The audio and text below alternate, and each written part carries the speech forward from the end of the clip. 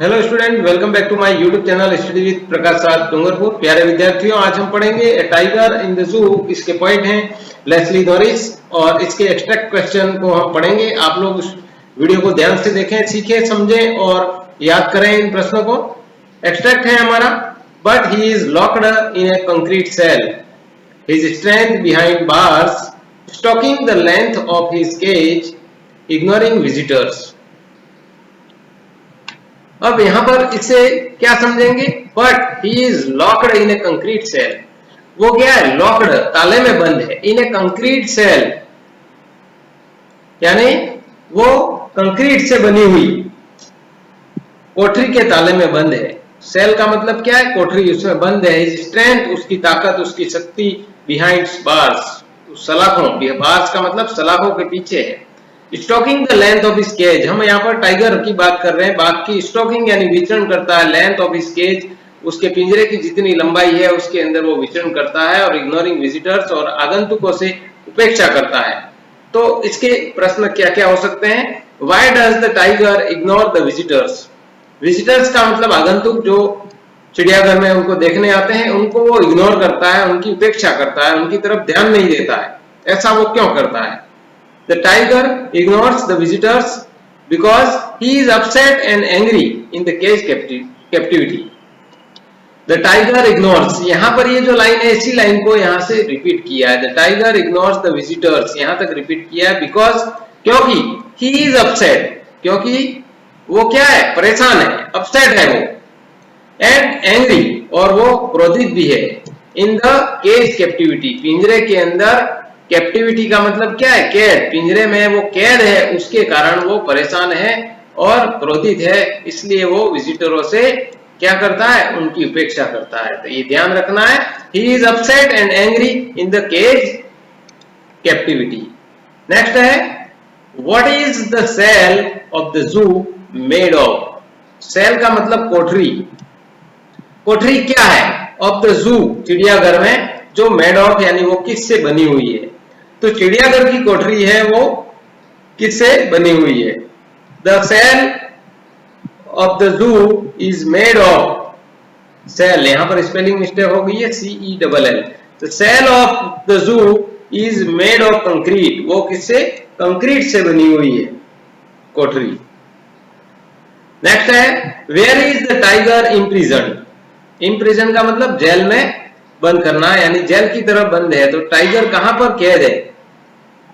The tiger is imprisoned in a concrete cell, एक concrete cell में, concrete की बनी हुई कोठरी में वो कैद है। ये इतने छोटे छोटे प्रश्न हैं, वो आपको ध्यान रखना है। लॉक्ड इन कंक्रीट सेल, यहाँ पर आपको इस तरह से इसमें भी उत्तर मिल जाएंगे, लेकिन आपको ध्यान रखना है कि उत्तर कैसे देना है। ठीक है। नेक्स्ट है, एक्सट्रैक्ट है हमारा, he hears the last voice at night, the patrolling cars, and stares with his brilliant eyes at the brilliant stars.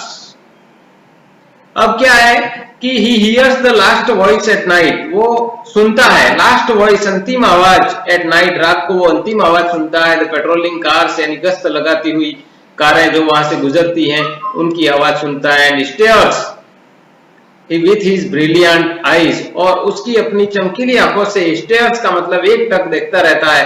At the brilliant stars, उन चमकीले तारों की तरफ वो एक तरफ देखता रहता है। यानी वो जेल में, एक तरह से पिंजरे में कैद जो टाइगर है, बाघ की स्थिति कितनी दयनीय है। वो कभी खुले में रहेगा तो किस तरह से उस खुले आसमान में उन तारों को देखेगा, इस तरह से वो उसके बारे में सोचता है।